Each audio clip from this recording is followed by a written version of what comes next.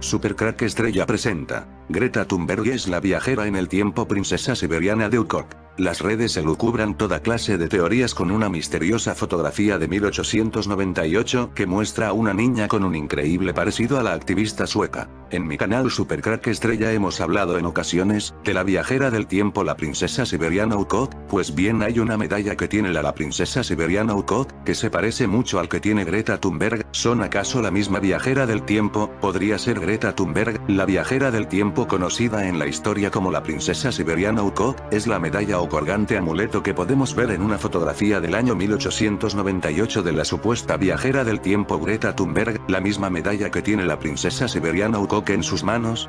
Pero en este video sobre todo nos centraremos en ese extraño perro que aparece en la fotografía de la supuesta viajera del tiempo Greta Thunberg, ya que parece que este perro que aparece en la parte de atrás de Greta, parece tener una extraña cara, parece más bien una cara humana. ¿Podría ser este perro el viajero del tiempo, el faraón de la 12 dinastía, llamado Amenemhet II? ¿Y si este faraón es un viajero del tiempo, porque tiene cuerpo de perro y cara humana?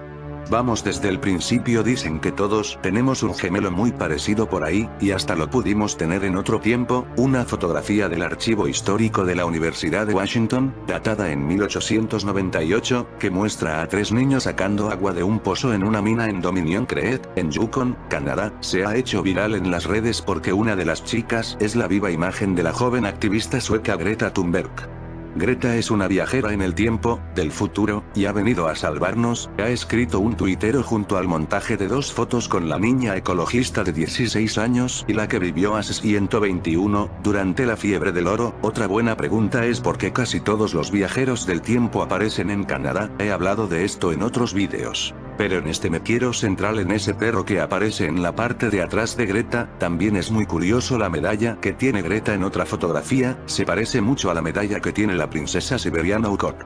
En otro video hablé de esta princesa siberiana Ukok, donde ya dijimos que era una viajera del tiempo. En 1993, un equipo de arqueólogos encabezado por Natalia Polosma descubrió en la estepa siberiana, cerca de los montes de Altai, la momia de una mujer joven que llamó la atención por 2 motivos principales: su buen estado de conservación y los múltiples tatuajes con los que cubría su cuerpo. El análisis del cuerpo y de los objetos que le acompañaban ha permitido reconstruir la vida de esta mujer nómada del siglo V a.C. El aspecto de la princesa de Ukok, que vivió hace 2500 años, ha sido reconstruido por un escultor suizo con una exactitud del 70%. La momia fue encontrada hace más de 20 años y recién ahora, gracias a la maestría del escultor, recupera su aspecto. Así sería vista si la viéramos ahora esta viajera del tiempo. El faraón Amenemhet II, el viajero del tiempo mitad humano, mitad perro. La esfinge de Gizeh en Egipto siempre fue un misterio, hasta que el científico alternativo Robert Temple develó sus secretos después de descubrir que probablemente la misma no corresponde a un león, sino a un perro con cabeza humana, algo parecido a lo que vemos en la fotografía del año 1898 de la supuesta viajera del tiempo Greta. La esfinge de Gizeh en Egipto siempre fue un misterio, hasta que el científico alternativo Robert Temple develó sus secretos después de descubrir que probablemente la misma no corresponde a un león, sino al perro Anubis, el cual fue tallado durante el gobierno de un faraón con su rostro, tal cual la conocemos hoy. Era perro, no león.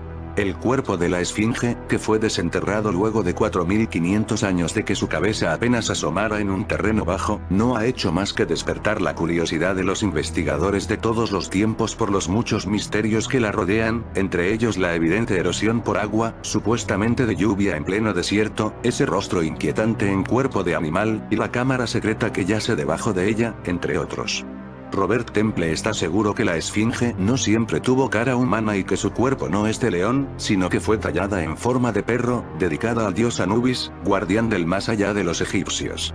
Su descubrimiento lo realizó en base al sentido común, pues es evidente la apariencia anormal y desproporcionada de la esfinge. Él, quien la vio de frente, la describe como una estatua gigantesca del tamaño de un transatlántico con una cabeza diminuta, lo cual se contradice con el arte egipcio, que se caracterizó obsesivamente por mantener la proporcionalidad en todas sus expresiones arquitectónicas o artísticas. Era ilógico que se hayan equivocado tanto en las proporciones justo al construir la estatua más grande del mundo y tampoco se explicaba por qué la esculpieron sobre un foso y en un nivel más bajo del suelo, como si no quisieran mostrarla. La gran pirámide se construyó sobre una colina y desde ella apenas se puede ver la esfinge asomada a lo lejos. Quedó por los suelos la primera teoría, que decía que es león basándose solo en las patas, pero es seguro que no tiene nada remotamente leonino, afirma. Concluyó que la cabeza fue esculpida sobre la que alguna vez fue más grande. Llegó a la conclusión de que la esfinge era en realidad un perro agazapado, lo cual sí tiene sentido pues era un guardián que protegía lo que estaba detrás, en este caso la sagrada necrópolis de Giza. Dentro de la tumba de Tutankamón encontraron al perro Anubis, la imagen tradicional, con las patas agazapadas, igual que la estatua. Luego de ese descubrimiento, con su esposa Olivia continuaron buscando la verdad sobre otras cosas ocultas, como a quién pertenece el rostro tallado posteriormente.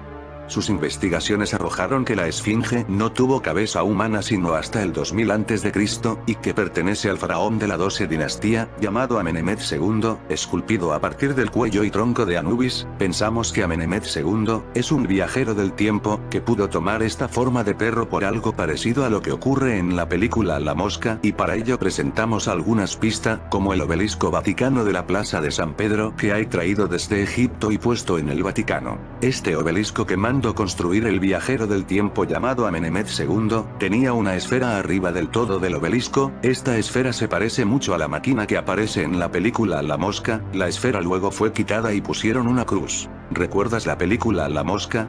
La Mosca, The Flea, es una película del año 1986 dirigida por David Cronenberg, y protagonizada por Jeff Goldblum junto a Geena Davis y John Hughes.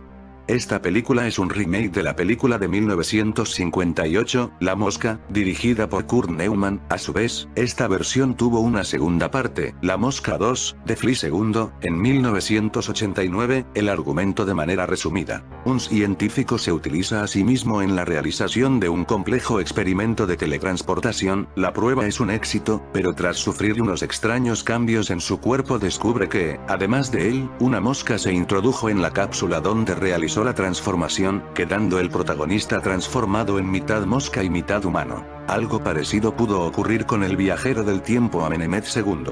¿Qué es un obelisco?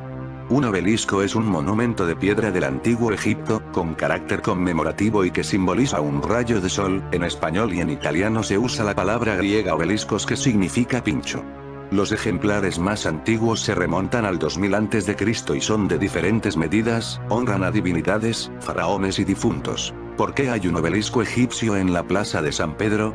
El Papa Sixto V, en 1586, ordenó mudar frente a la fachada en construcción de la Basílica de San Pedro, el obelisco que en el pasado decoró el circo de Calígula, para celebrar el triunfo de la Iglesia frente al paganismo y a la herejía, pero para ello fue necesario cristianizarlo con una inscripción, con los símbolos del escudo de armas del Papa, leones y 3 montes y con una cruz de bronce que desde el siglo XVIII conserva la reliquia de la Santa Cruz. El espacio de fuera, frente a la basílica, fue magistralmente completado por Gian Lorenzo Bernini cuando construyó los 2 brazos de columnas. Los números del obelisco vaticano. De los 13 obeliscos antiguos de Roma, el del Vaticano es el segundo mayor después del obelisco de Letrán. Se dudó mucho sobre su origen, pues está exento de jeroglíficos egipcios, pero gracias a diferentes fuentes se sabe que lo mandó erigir en Heliópolis al noreste del Cairo Amenemhet II, el que decimos es un viajero del tiempo. De este mismo Amenemhet II, pusieron la cara a la esfinge de Gizeh en Egipto, que ya explicamos era un perro. Llegó a Roma en un barco lleno de lentejas. Cuando en el año 30 AC Octaviano conquistó Egipto, los romanos trajeron a la ciudad un gran botín de guerra. Octaviano se lo llevó a Alejandría para dedicárselo a Julio César, pero luego, entre el 37 y el 41, llegó a Roma porque Calígula lo quería como decoración de su circo privado. Este último lo dedicó de nuevo a sus antecesores, a Augusto, hijo del divino Julio, y a Tiberio, hijo del divino Augusto. El obelisco cruzó el Mediterráneo en un barco de 80 metros, que llevaba un cargo de 1000 toneladas de lentejas. Después de este viaje, la nave fue cubierta de cemento y hundida en el puerto de Ostia para construir un muelle. Años después, el incendio de Nerón desencadenó la primera persecución contra la comunidad cristiana, en la que San Pedro murió crucificado precisamente, en el Circo Vaticano bajo el obelisco egipcio. El obelisco y el solsticio. La meridiana de la Plaza San Pedro.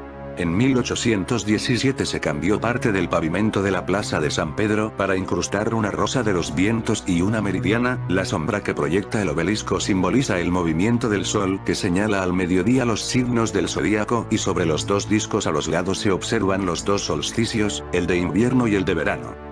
Como curiosidad, en su parte superior tenía una esfera dorada cuya leyenda decía que contenía los restos de Julio César. Fue quitada por el arquitecto napolitano, quien comprobó que no guardaba dichas cenizas en su interior. El Papa decidió poner en su lugar una cruz para poner fin a aquella superstición y grabar en la base del obelisco una antigua fórmula de exorcismo. La esfera se puede contemplar a día de hoy en los museos capitolinos. Cuenta con numerosas abolladuras que datan del siglo XVI. Abolladuras propiciadas por balas de las tropas de Carlos I de España y V de Alemania durante el saqueo de Roma en el año 1527. En 1817, el obelisco fue convertido en un reloj de sol. Alrededor de él se pusieron varios discos de mármol en el suelo de la plaza, formando la rosa de los vientos y una meridiana. La meridiana muestra por un lado las horas del día, que son indicadas por la forma del mismo obelisco según la posición del sol, y por otro, los puntos que indican los solsticios de invierno y de verano. En la actualidad, el obelisco de la Plaza de San Pedro es el único de la capital italiana que se mantiene intacto. Además, su antigua ubicación cuenta con una placa cuadrada con la inscripción Sito del Obelisco Vaticano, que recuerda el lugar original del obelisco, que a día de hoy se erige en el centro de la Plaza Vaticana de San Pedro. En 1817, el obelisco fue convertido en un reloj de sol, lo que podría indicar que era una máquina del tiempo, ya que el reloj es la forma de controlar el tiempo. Explicado de otra forma, es el mensaje codificado que dejaron los jesuitas de que esa esfera era una máquina del tiempo. El enigma de la momia de la princesa de Ukok, la viajera del tiempo. Nos trasladamos a un misterio en el profundo corazón de Altai, una república siberiana que hace frontera limítrofe con Kazajistán, Mongolia y China, y en cuyos bosques, montañas y heladas praderas se encuentran misterios insondables. La zona ha sido escenario de conflictos bélicos en la historia de nuestra humanidad. Los vestigios arqueológicos hacen pensar a los expertos e historiadores que sus habitantes, en un lejano pasado, eran tribus no sedentarias y guerreras. En Altai surgió, en el año 1993, un nuevo misterio: el hallazgo de una momia femenina que lucía un bello tatuaje cuyo significado no ha podido ser descifrado. La princesa es llamada de Ukok, se ha datado en 2500 años de antigüedad y no es de etnia asiática. Su morfología y rasgos, hasta donde la momificación deja ver, son más similares a un europeo, y su etnia sería aria, algo que ya hemos visto en mi canal con las famosas viajeras del tiempo arias, de la región de Alemania. Recuerda mis vídeos de Sigrun, Gudrun y otras más que eran viajeras del tiempo.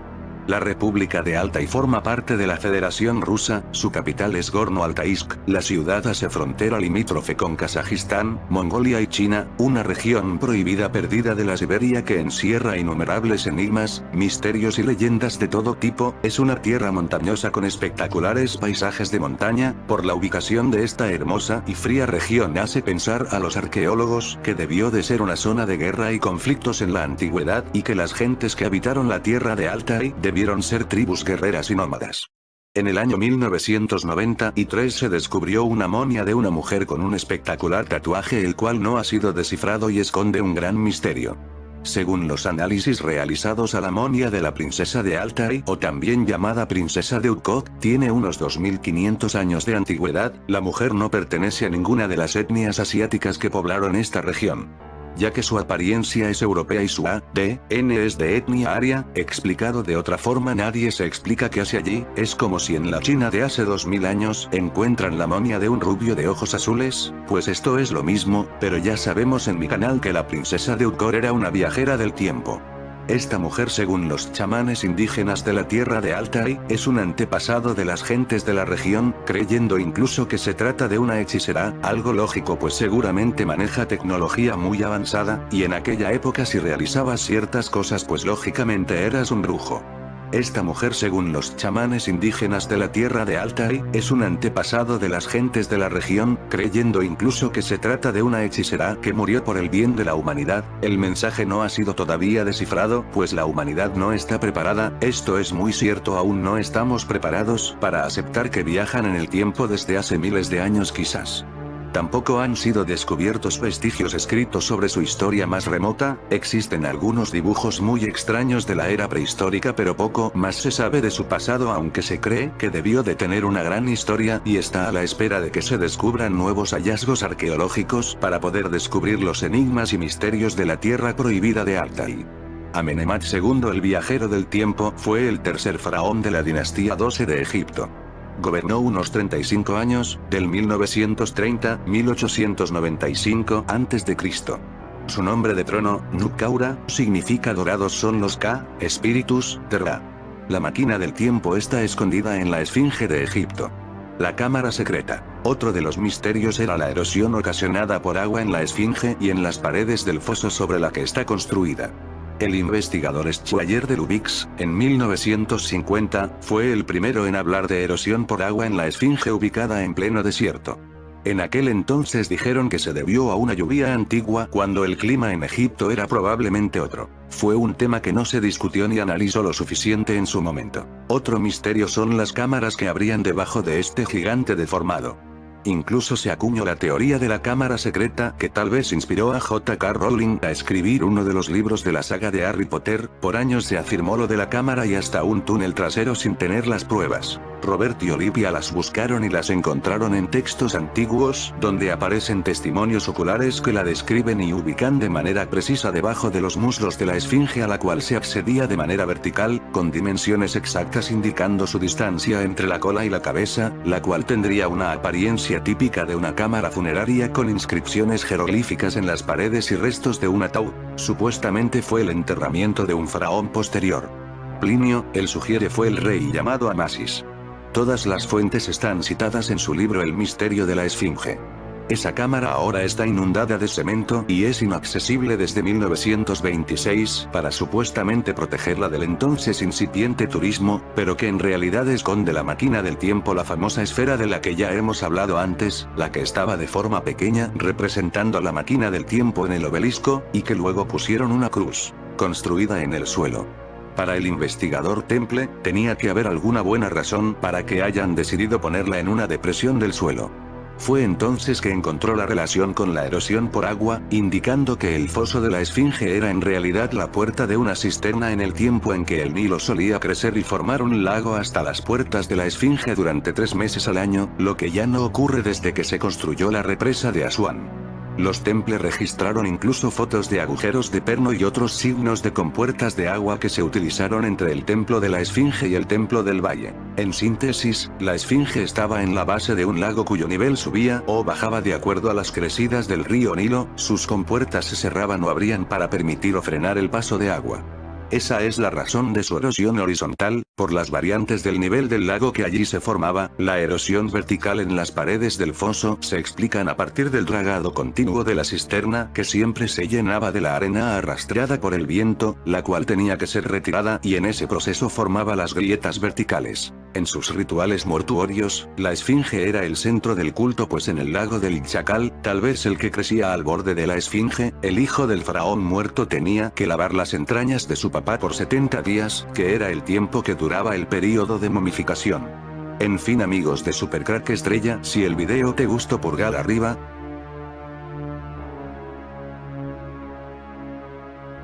Supercrack Estrella presenta El misterio de los espejos. ¿Umbrales hacia otras dimensiones? Pues bien, el imaginario del Dr. Parnassus nos habla de los sueños, de la imaginación, de la esperanza, del anhelo de superación personal. Todo gira en torno a la increíble mente que posee el Dr. Parnassus, interpretado por un gran Christopher Plummer, donde cualquiera que penetre en sus confines podrá acceder a un mundo de imaginación sin límites, acorde con la personalidad del visitante.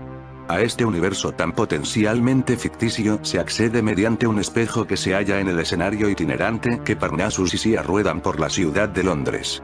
Un escenario poblado por actores que interpretan un papel en la comedia, exagerados y rimbombantes, pero que en el fondo son muy humanos. A todo esto se le suman las maquinaciones del diablo, un personaje que se involucra directamente en la trama y que trae de cabeza a Parnassus por una apuesta que se llevó a cabo hace muchos años, y que ahora pasa factura. Acceder a un mundo de imaginación sin límites es algo más real de lo que piensas. Todos los domingos 666 personas entran en un mundo mágico y siniestro, un mundo donde el tiempo no corre, donde no pasas hambre o cansancio, un mundo lleno de seres híbridos de humanos con animales. Este es el mundo donde los iniciados, que vendieron su alma al diablo, entran los domingos de cada semana. Una vez que entras en este mundo, todo lo demás te parecerá estúpido y banal. Es fácil conocer a estos satánicos, que vendieron su alma al diablo. Su mirada falsa, fría e inexpresiva los señala. Para el diablo es importante que los iniciados entren en este mundo, para que desprecien el mundo material donde estamos nosotros. Una vez que conocen este mundo donde estamos nosotros, les parecerá muy poco y simple, mirarán al resto de los humanos con desprecio, se sentirán mejores que nosotros. Puedes creerlo o no creerlo, pero hay un mundo que tú desconoces. Cada uno podrá sacar la conclusión que mejor le parezca de esta cinta que mezcla dos realidades distintas. ¿Cuál es el mundo de ficción y cuál el nuestro? Donde todo perdura por siempre jamás, en una película poblada por personajes excéntricos y extraños, donde se da importancia al sentido de lo fantástico, de lo onírico, incluso con referencias a los mitos clásicos. Un domingo cualquiera a las 12 de la noche entras en este mundo. La élite elige según su linaje de sangre quién debe entrar en este grupo. No necesariamente tienes que ser rico o poderoso, puede ser cualquiera que el arconte con smoking de $9.000 decida. El requisito claro está perder tu alma. El otro mundo del espejo. Durante miles de años han sido protagonistas de cuentos, leyendas y herramientas de magos e iniciados. Hay espejos que se han mostrado como clarividentes, espejos en los que aparece el diablo y que nos permiten entrar en otros mundos. En ocasiones, cuentan las leyendas, que los testigos fueron abducidos y transportados a otra dimensión, de la cual jamás volvieron. Si te atreves a experimentar con él, ten por seguro que él está deseando que lo hagas.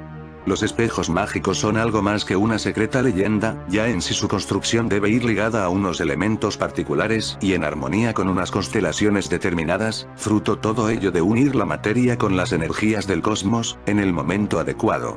Una vez construido y ante tu presencia cobran vida unas obscuras energías que conectan directamente con tu interior. Dicen que los espejos lo absorben todo, lo bueno y lo malo que pasa frente a él.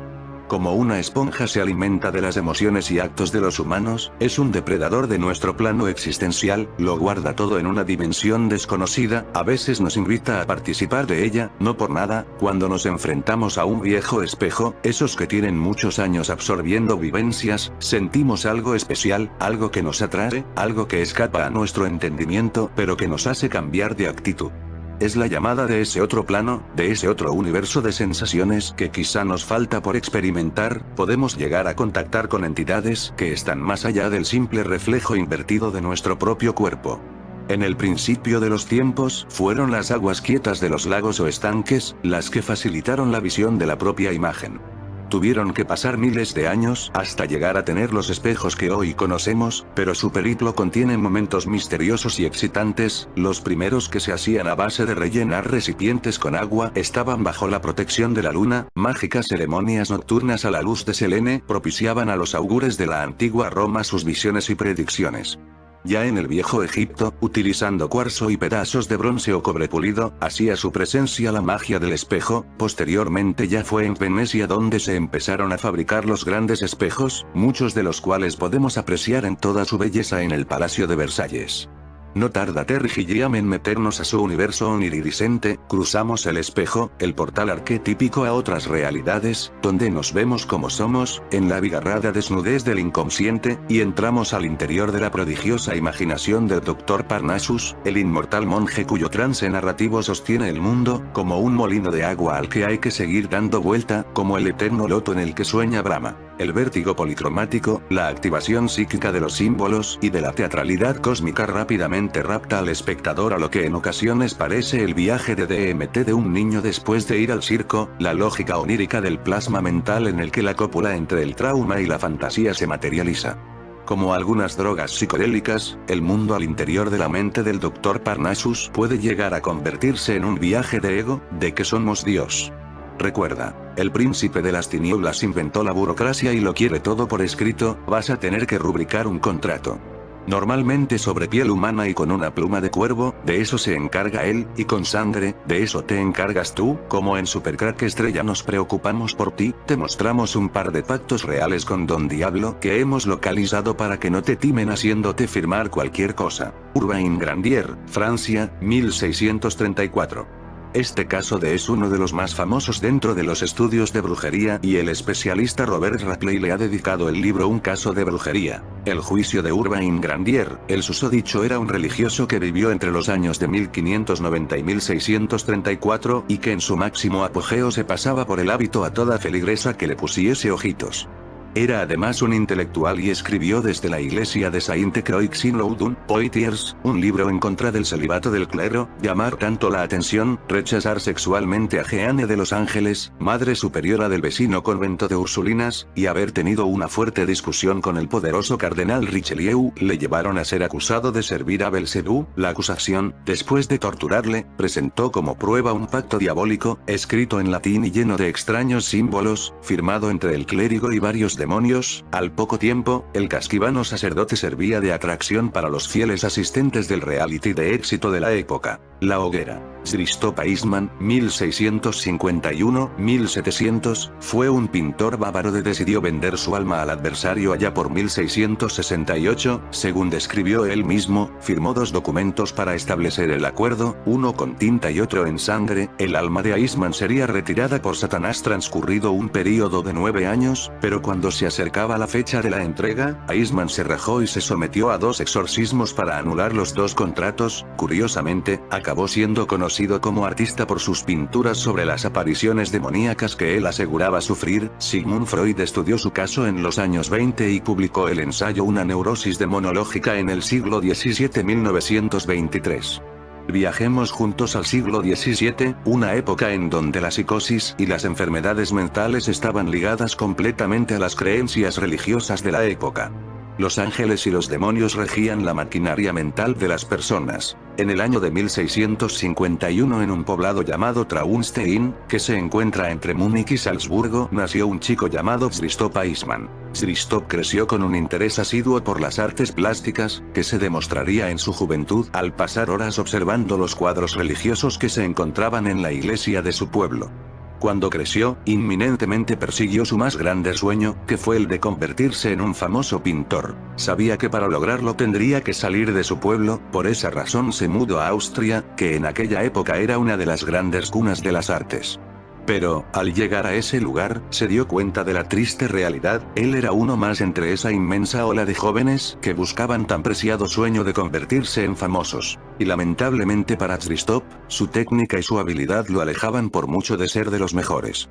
Su pena y frustración se agrandaron en el año de 1668 cuando su padre falleció, lo que llevó a Christoph a alejarse significativamente de la religión. Sintió una gran decepción al ver que ninguna de sus oraciones alargó la vida de su padre. Es aquí donde empieza lo enigmático y aterrador de esta historia. Se dice que Satán se le presentó a Christoph muchas veces, adoptando una elegancia que solo las personas de aristocracia tenían. Y aunque el sueño de Christoph de ser famoso era muy grande, no valía el hecho de siquiera pensar que sería juzgado en el mismo infierno. Sin embargo, todo cambió cuando en un ataque de histeria recordó la muerte de su padre. Fue la oportunidad del demonio para quedarse con su alma. El diablo le hizo firmar 2 pactos, uno con tinta y el otro con su propia sangre. Era un pacto que duraría 9 años, en los cuales alcanzaría la fama a cambio de su alma. El trato estaba pactado, pero el tiempo pasó y todo indicaba que Christoph había sido engañado. Nunca alcanzó el éxito y mucho menos la fama. Así pasaron los años hasta 1677, cuando sufrió una serie de convulsiones que amenazaron fatalmente con su vida. Todos sus conocidos sabían o argumentaban que Lucifer estaba reclamando lo que le pertenecía. Fue llevado a la iglesia de Pottenbrunn, en donde se le realizó un primer exorcismo. El 8 de septiembre, según cuenta la leyenda, un dragón lo visitó en la capilla para devolverle el pacto de sangre. Después de esta terrible experiencia se mudó a Viena, donde vivió con una de sus hermanas, pero lo que Christoph no sabía era que el demonio no le permitiría librarse tan fácilmente de lo que ya era suyo. Solo tiempo después los ataques y convulsivos regresaron. Tenía constantes visiones y períodos de amnesia, acompañados de fuertes dolores y visiones religiosas. En mayo de 1678, fue ingresado a la Orden de los Hermanos Hospitalarios, para exigir que le ayudaran a recuperar el pacto que había hecho con tinta, que al parecer era el que hacía falta para terminar completamente con el pacto. Después de que fue desalojado de los espíritus que lo atormentaban, fue tentado una vez más por el espíritu maligno, pero Christoph esta vez tuvo el valor de rechazarlo. Murió el 14 de marzo de 1702, años después del último exorcismo de una fiebre terrible. Aunque sea difícil de creer, al final el demonio se encargó de cumplir su parte del trato, ya que el arte del atormentado pintor ha trascendido hasta nuestros tiempos. Hay muchas historias de famosos que han hecho un pacto a cambio de la fama y la fortuna. Qué lástima que ninguno pueda regresar de la muerte para contarnos cómo es la vida en el infierno. Existe una leyenda mapuche que hablaba de la existencia de seres detrás de los espejos. Esta fue una historia que se divulgó entre los españoles e hizo aumentar la inquietud acerca de los misterios que encierran esos objetos en los que podemos ver reflejado nuestro cuerpo, pero que ignora nuestro espíritu. La historia que nos contaban los mapuches hablaba de un pez híbrido con humano que habitaba tras estos cristales, además de otros seres que acompañaban al pez. Estos se comunicaban con los hombres de tal manera que podían entrar y salir a través de los espejos, hasta que una noche sin luna los que habitaban en los espejos invadieron el mundo de los hombres. A pesar de la fuerza de estos seres, un emperador, llamado Amarillo, los venció y los condenó a vivir sin poder escapar de los espejos, e imponiéndoles la tarea de repetir todos los actos de los hombres incluso, parecerse a ellos, hasta que llegara el día en que todos ellos volvieran a despertar y ser conscientes de su entidad. Pero lo más inquietante de la leyenda cuenta que estos seres irán cambiando y dejarán de parecerse a nosotros, con los que nuestra imagen se irá distorsionando al tratar de vernos reflejados, invadirán nuestro mundo y en esta ocasión no serán vencidos.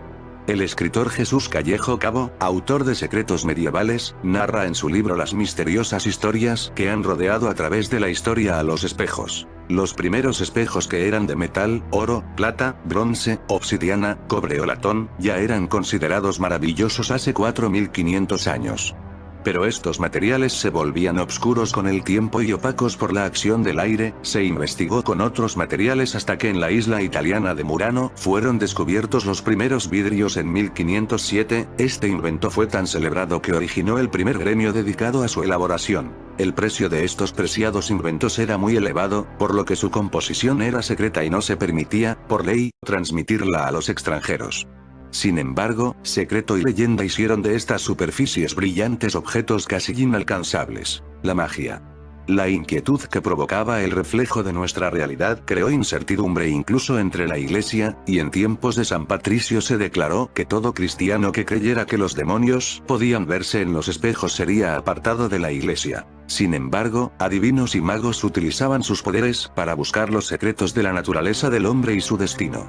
Pero también existían pendencieros que engañaban con el valor de espejos que no pasaban de ser de latón, y predicaban con ellos engañifas de futuro y proclamando lo que la gente quería oír. La proliferación de estos objetos como útiles de adivinación dio lugar a la cataptromancia y cristalomancia, técnicas que fueron sustituidas por la bola de cristal más tarde. Para poder conocer los secretos y el uso adivinatorio de estos objetos, muchos de los adivinadores decían poseer el libro de Thoth, que encerraba toda suerte de sortilegios y hechizos.